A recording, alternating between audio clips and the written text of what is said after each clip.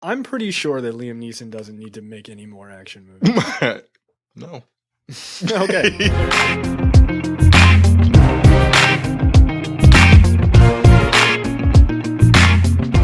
Hello and welcome to a brand new episode of Coming Distractions, brought to you by the Nerdpocalypse podcast. I'm your host, Jay. I'm here with my co-host, Terrence. What's up? All right, guys. This time we are going to sit down and review... Oh, boy. Yeah, I'm going to listen to Terrence you're going give to a very listen to me give spirited, clean review of... of this wonderful movie called The Commuter. Oh, boy. So, Terrence, tell everybody, what is the premise of The Commuter? You saw this. I thankfully did not, because I love myself. You owe me. You're going to give me the tickets to see Black Panther. No. We're going to have to fight. We're fighting. Okay. There you go. I didn't do it. Anyway,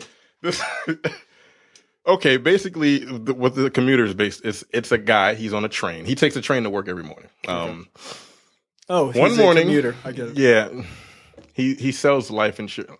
How much of this do you want me to? I just want the general premise. We're not going to do. We don't want to spoil this so that the people who are really big fans of this really movie want to see The Commuter. Yeah. I don't want to spoil it for you. Guy, he's got a family. He's got a wife and kid. He takes the train every morning to his life insurance selling job. One morning, he gets fired. Whatever. It's 12 minutes into the movie. He gets fired, and some woman she approaches him on the train, and she's like, "Hey, I need you to do this thing for me." Or she poses a hypothetical to him. Okay. Like, would you do this for $25,000? And he's like, what? And there's $75,000 in it if you actually go through with it. And he's like, okay, this is ridiculous.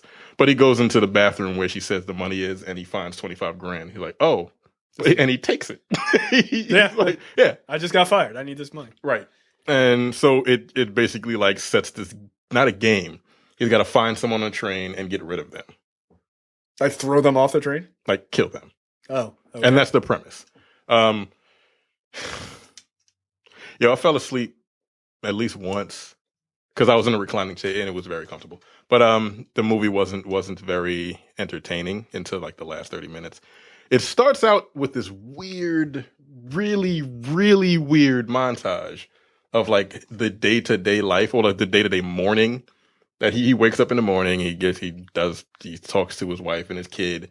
And I thought I was having a stroke because it's just scene after scene, just like repeated, and it is intercutting with itself. And I'm like, I don't know what's happening right now. He gets on the train, goes to work. He just gets fired for no reason. Just for no reason.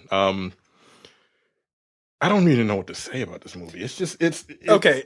All right. Let me ask you some probing questions about a movie released in January. Which tells you everything you need to know. Yeah.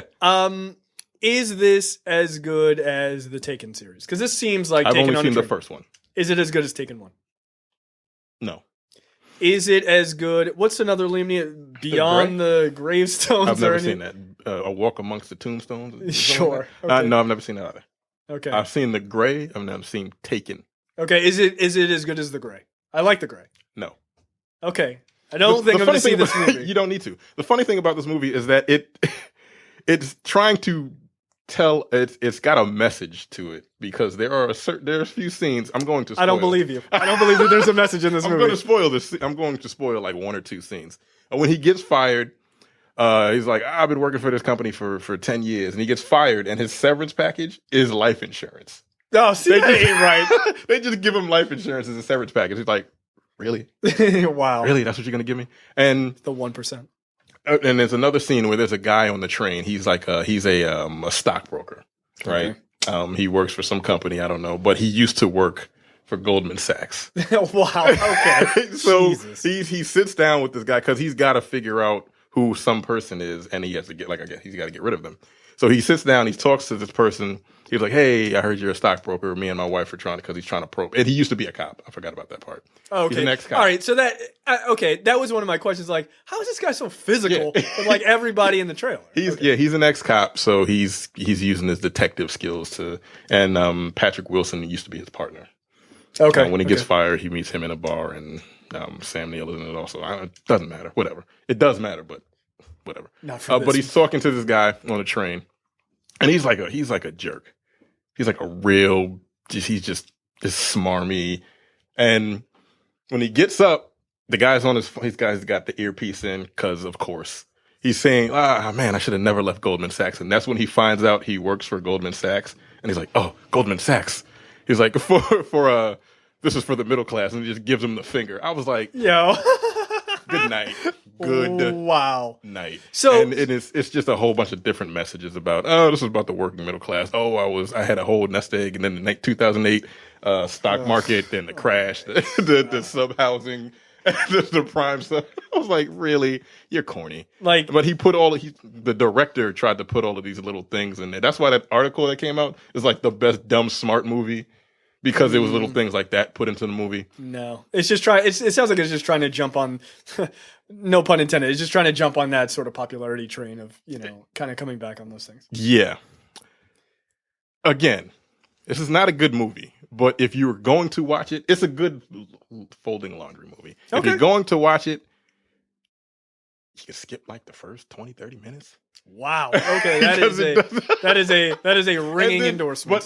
What almost brought it back, what brought it home, was the last 30 minutes, because it goes off the rails. Pun intended. All pun intended. Yeah, right. Because there's an action sequence where it happened and I literally laughed. I missed it was the very start of the action sequence, and I missed the rest of it because I was laughing so hard at the very beginning. I don't know what happened after he jumped from one train to another. That's not a spoiler, because when you see how it happens, it's hilarious. Yeah, and it's in the trailer. And I legitimately missed like the last 5 minutes of the action sequence because I was crying laughing in my coat. because it was so funny.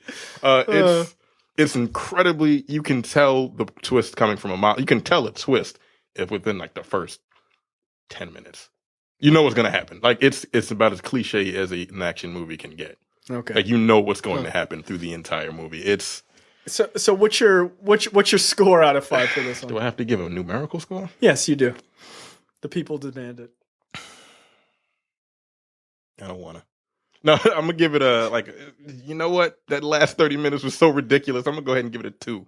All right, 2 out of 5. 2 out of 5. Okay. It's not good, but that last 30 minutes was ridiculous. Liam Neeson proving, we talk a lot on the normal show, the Nerdpocalypse, that superhero movies have sort of changed the dynamic of like which months are now dead zones, right? Because like Deadpool came out in January, so it's like, oh, maybe this will work.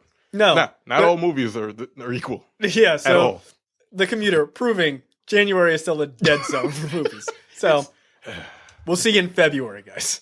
I wouldn't see this in theaters, but again, if it's on Netflix, go ahead. Okay, there you go. I think that's fair. Yeah, if it's on Netflix or some other streaming service. All right, that's it for us for this review of The Commuter. Make sure you go to comingdistractionspod.com to subscribe to the show. You can also find it on Spotify, iTunes, any other podcatchers that you listen to. Also, if you're on iTunes, leave a 5-star review for Coming Distractions. That really helps out the show and gives it visibility. So check all those things out, and we will see you guys next time. Take it easy.